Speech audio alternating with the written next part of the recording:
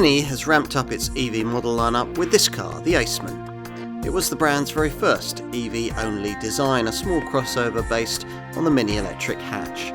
If you like the idea of a small electric Mini but need a trendy dose of extra practicality, you'll need this film to find out more.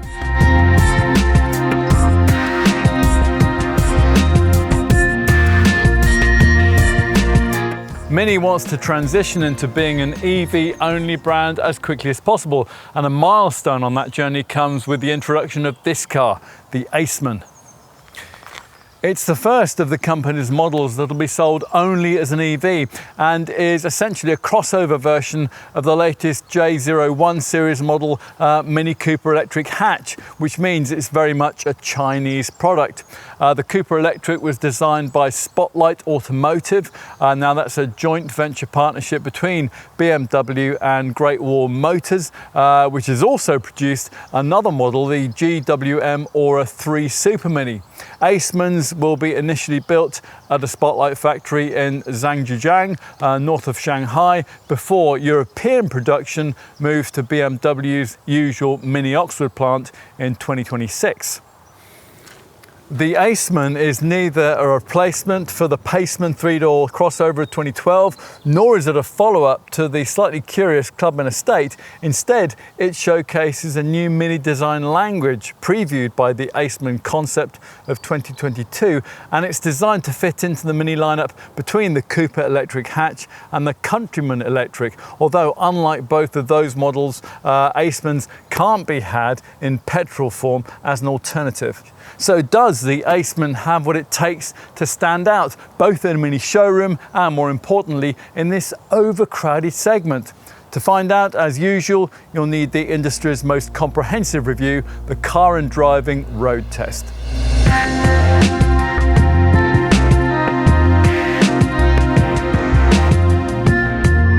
When final touches to the engineering of this Aceman were being completed at the beginning of the decade, it must have seemed a clever and very forward-thinking idea to make it electric only. Today, though, its EV sales and public charging infrastructure programs falter rather. You do wonder whether Mini wishes now that a combustion-powered variant had also been planned for in the lineup. It had been, after all, with the current Cooper hatch and with the Countryman. What we have here is an EV-only range that kicks off with the base Aceman E variant propelled by a 184 horsepower front-mounted motor energized by a 42.5 kilowatt-hour battery offering a 192-mile range. 62 miles an hour takes 7.9 seconds en route to 99 miles an hour top speed. The mainstream alternative variant is the Aceman SE variant we're trying here, powered by a 218 HP motor, and that again is front-mounted. Unlike with the Countryman electric, there's no twin motor all-wheel drive version. This Aceman SE uses a larger 54.2 kilowatt hour battery, hence the longer 251 mile range, and 62 takes 7.1 seconds on the way to 106 miles an hour. At the top of the lineup is the Aceman John Cooper Works, which uses the same battery pack as the SE and basically the same front motor too, although it's in a form there which puts out a more potent 258 horsepower. So the 0 to 62 miles an hour time is reduced to 6.4 seconds en route to 124 miles an hour. There's a 242 mile range there. That rare JCW model's full output, by the way, along with 350 newton meters of torque, is only achievable for short periods via a selectable electric boost function. Like all Minis, the Aceman's quite fun to punt about, and as with the brand's other current models, there is also a choice of experience drive modes, not many of which actually have a great deal to do with driving. You can select from Core, Green, Go-Kart, Personal, Vibrant, Timeless, Balance and Trail. Go-Kart is obviously the one for speed, and it comes with a rather unnecessary woohoo when you select it, and then it introduces a fake rocket ship thruster noise under acceleration. Now you might think that's a lot of fun, or you might think it's irritating, take your pick. Selecting the Eco Green mode affects acceleration quite a lot, and balance, well, that sounds like you're in some sort of new age meditation session. Talking of audible ambience, there's a mini sound for the powertrain, which, as usual with BMW engineered models, makes your EV sound rather more like a tube train than it does like a car. Fortunately though, you can turn that off. Brake regen control is available, but it's buried in a touchscreen menu rather than being accessible where it should be with paddles behind the steering wheel. As far as the driving experience is concerned, well, the main thing that you're going to have to like in choosing an Aceman is ride quality on the firm side, but that doesn't seem to have put off legions of Mini customers in the past. Still, make sure you try that before you buy. No optional adaptive damping system is available to curb the jiggly ride over porous surfaces, and you really would have to be a rather committed enthusiast to deal with the even stiffer springs and the bigger wheels of the John Cooper Works version. But arguably this firm demeanour is all part of the sporty vibe which sets the Aceman apart from the legions of dull to drive rivals which clog up this part of the segment. And it's in a completely different league from the rather unconvincing drive dynamics of the larger Countryman electric model that we tried last year. Now, the sharp turning that comes with the feelsome steering rack here is all part of this. So is the tenacious traction and the strong brakes. Talking of traction, incidentally, there's a drive-off support system which gets extra grip down at start-off in slippery conditions. In town, the 11.1 metre turning circle isn't particularly tight for such a small car, but decent refinement means it doesn't feel too much like a small car at highway speeds.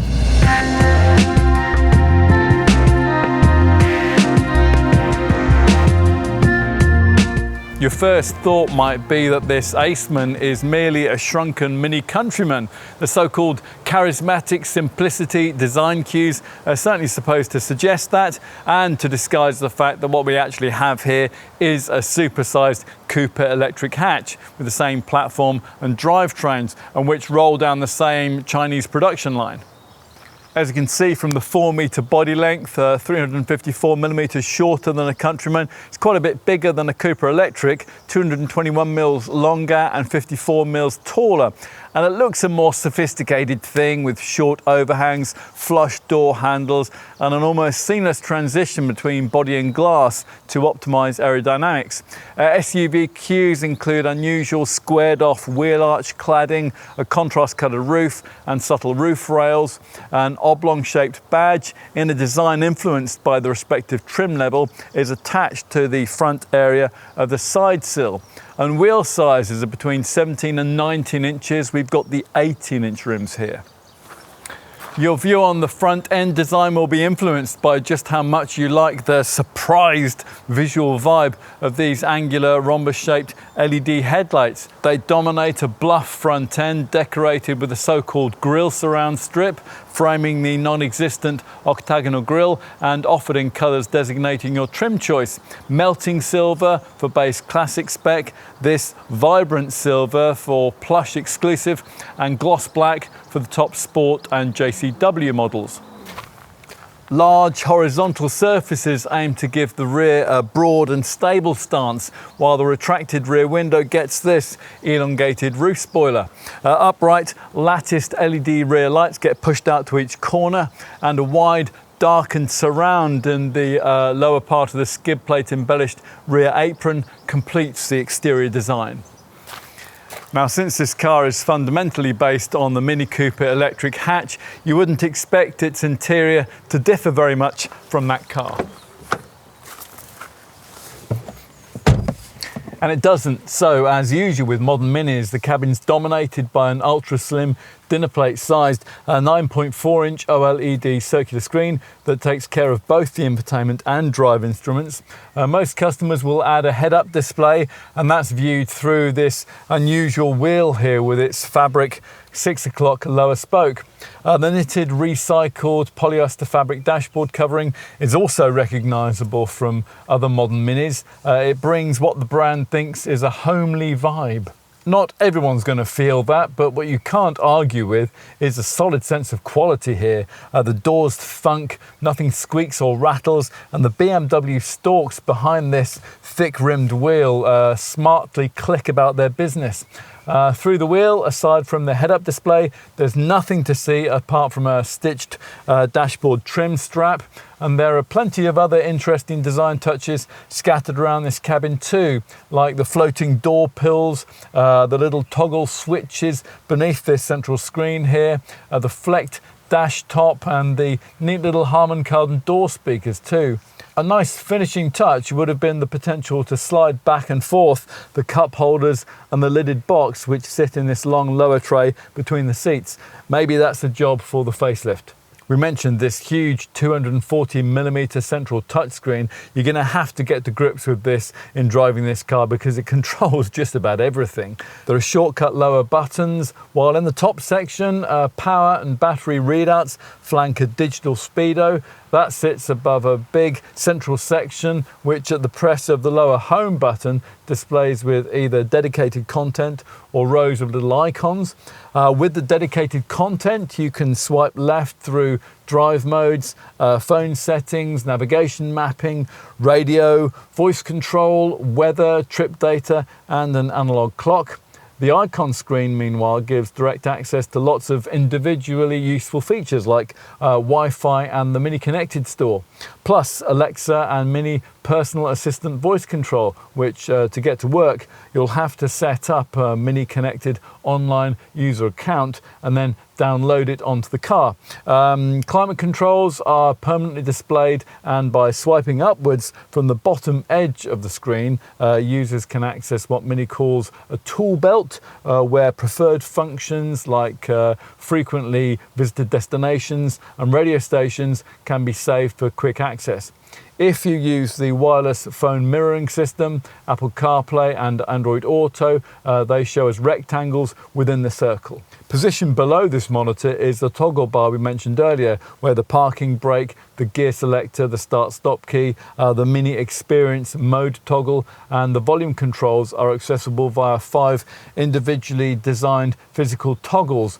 This means no additional gear selector is needed, and that makes room for various storage solutions in the central console. In front of the cup holders is an optional tray for wireless charging, and you get a decently sized glove box, although the door bins are little more than bottle holders really.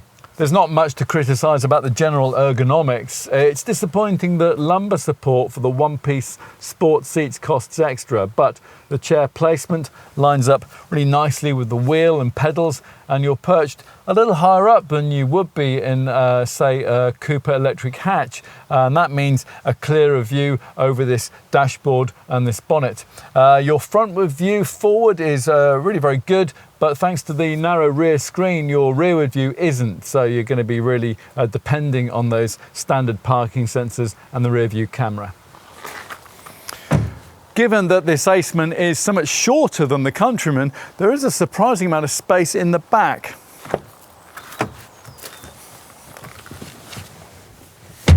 Where a 6-foot passenger could just about sit behind a similarly tall driver.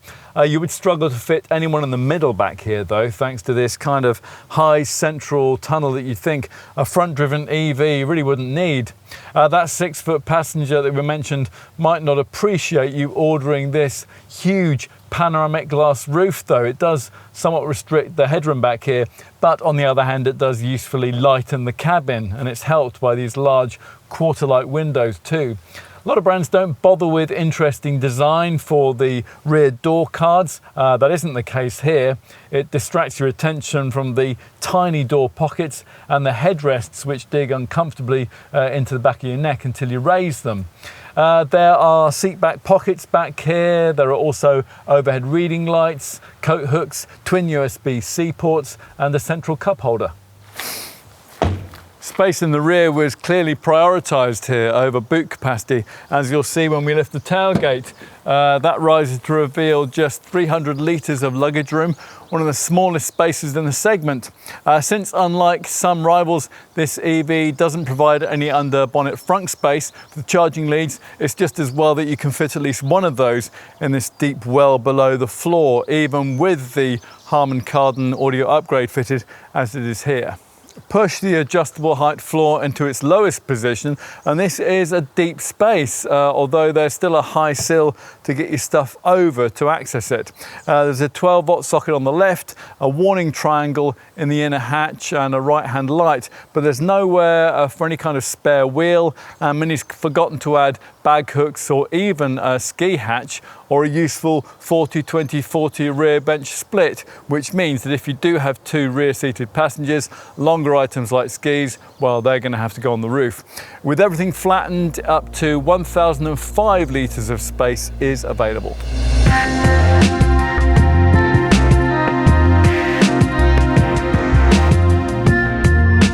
As we filmed in spring 2025, prices were starting at around £29,000 for the 42.5 kilowatt-hour Aceman E, around £32,000 upwards for this 54.2 kilowatt-hour Aceman SE.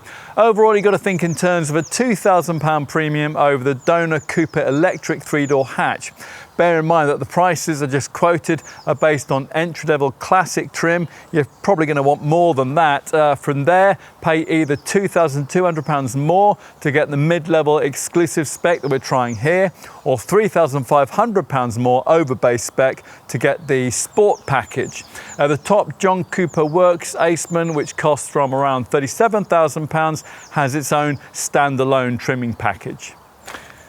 As you probably know, there's a vast amount of competition from small EV crossovers pitched around this Chinese-built model's chosen £30,000 to £35,000 price point. Perhaps the closest modelling concept to this Mini is the Ford Puma Gen E, which is similarly priced and more practical, but isn't as nicely put together. Which you could also say actually about the less sporty, similarly priced Stellantis group contenders, which also reside in this class. Cars like electric versions of the Vauxhall Mocha, the Peugeot 2008, the Citroën C3 Aircross, the DS3, the Jeep Avenger, and the Alfa Romeo Junior. Other possible options at this price point also include the VW Group offerings in the segment, the VW ID3, the Cupra Born, and the Skoda Elroq. And you could also consider the Volvo EX30, the Kia EV3, the Hyundai Kona Electric, the Smart #1, the Omoda E5, or if you're happy with a conventional hatch, Citroën EC4, or a base Vauxhall Astra Electric too. We can see though why you might consider all of those and still conclude that there's nothing quite like an Aceman, in which case you're really going to need to know just how generous Mini's been here with the standard specs. So let's take a look at that right now. Standard equipment across the range includes LED headlights, a contrast coloured roof, matrix rear lights, roof rails, rear parking sensors, a rear view camera, cruise control and Mini Experience drive modes. Inside, all Acemans get Mini's big round OLED fascia screen, ambient lighting, automatic air conditioning, a heated steering wheel, a front armrest and a Sport Vessin faux leather trimmed steering wheel. If you're having all of this with base classic trim, then your Aceman will come with 17-inch X-spoke alloy wheels and a black and blue dashboard knitted panel. And there's the no-cost option of a body-coloured roof and a lighter upholstery shade. If you stretched from the smaller battery Aceman E to this bigger battery Aceman SE, you'll also get the contents of Mini's Level 1 pack. That costs £2,000 more on the Aceman E. This gives you comfort access keyless entry, extended LED headlights with a high beam assistant, a wireless charging pad, heated front seats, a head-up display, the brand's power folding exterior mirror package, and an anti-dazzle rear view mirror. Mini boasts that this Aceman is one of the most connected cars ever, courtesy of a revised My Mini app. You'll need to sign up to a Mini Connected account. This just takes a couple of minutes though to make the most of all this media wizardry.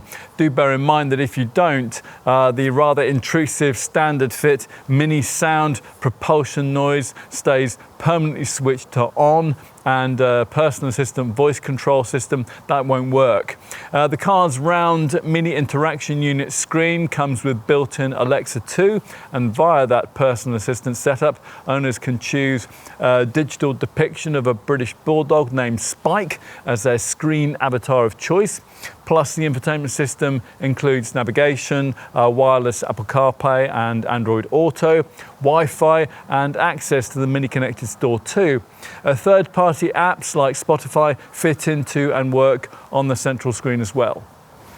We mentioned the two other trim levels. We've got exclusive here, designated by 18-inch night flash spoke alloy wheels and a vibrant silver front grille surround, and inside by a dark headliner, dark petrol Vessin upholstery, and a petrol with patent orange coloured dashboard knitted panel.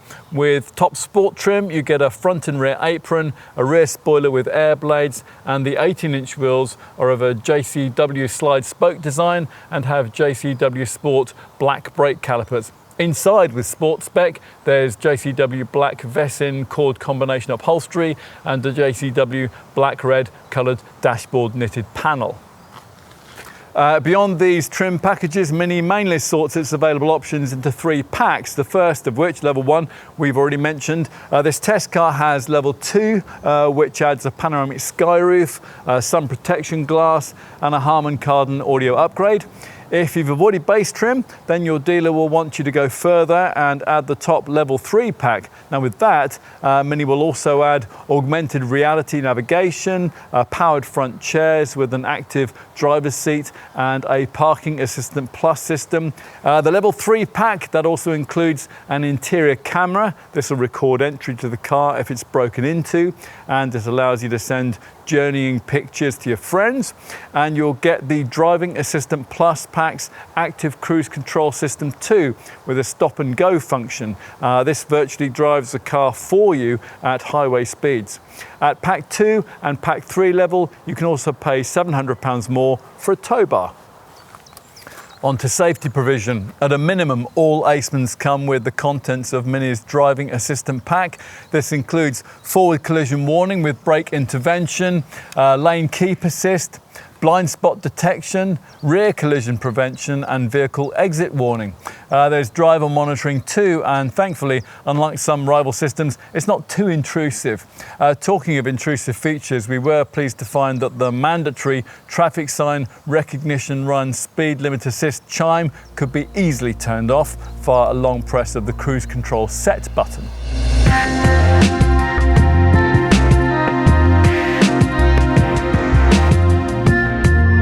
Now, we gave you the battery range figures in our driving section. 192 miles from the 42.5 kilowatt hour battery, only 38.5 kilowatt hours of that is usable. That's in the Aceman E, and 251 miles from this Aceman SE variant's 54.2 kilowatt hour battery. 49.2 kilowatt hours of that is usable. It's 242 miles for the John Cooper Works version. Depending on variant, Mini reckons the Aceman should manage an efficiency showing somewhere between 3.8 and 4.3 miles per kilowatt hour. And our test, it's certainly been more like 3.8 miles per kilowatt hour.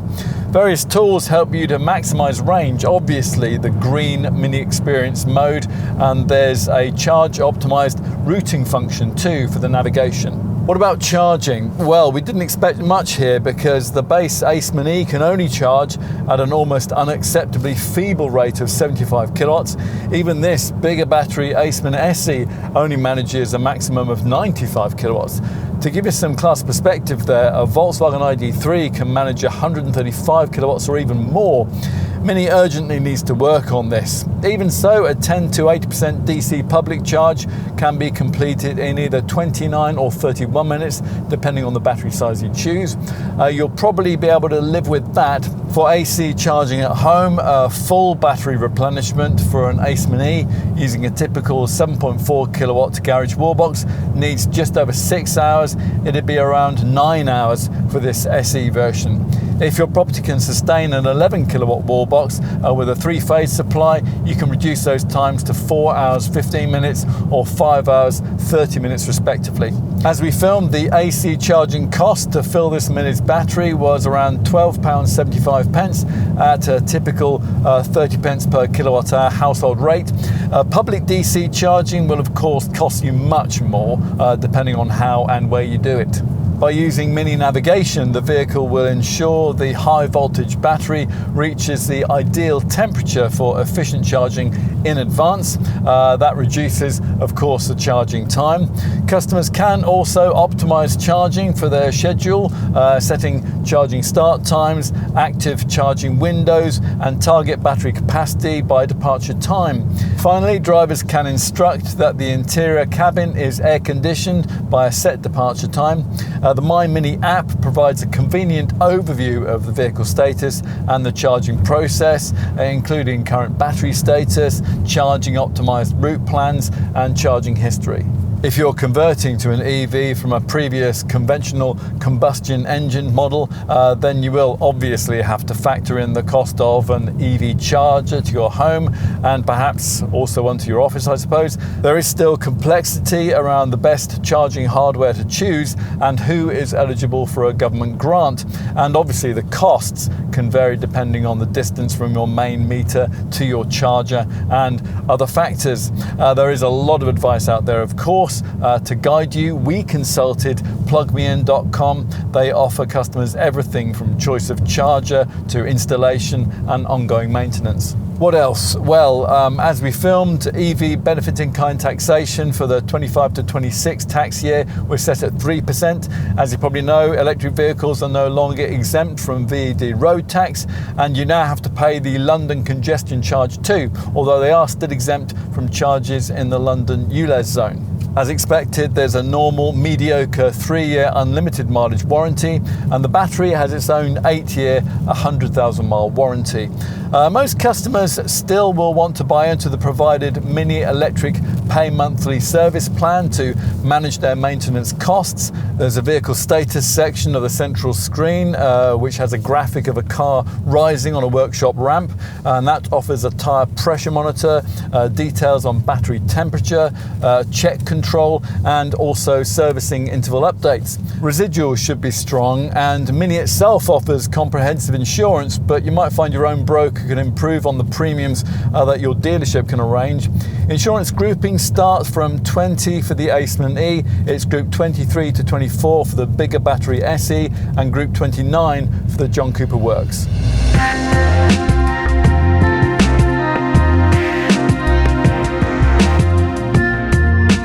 You could certainly argue that this is a much more authentic kind of Mini crossover than the larger Countryman, and we'd agree. Pretty much all the things that make a little Cooper hatch fun to drive and own carried forward here, and that isn't something that you can say about that larger model. But the downside of that comes with limitations on range, on charging speed and boot space. Plus there's a pretty firm ride here that not everyone is going to like. On the plus side, along with its vibrant personality, the Aceman serves up the nicest looking, the highest quality, the most personalisable cabin in the segment, and that makes it a tempting showroom proposition. And that's one of the reasons why Mini believes the Aceman might one day be its best-selling model.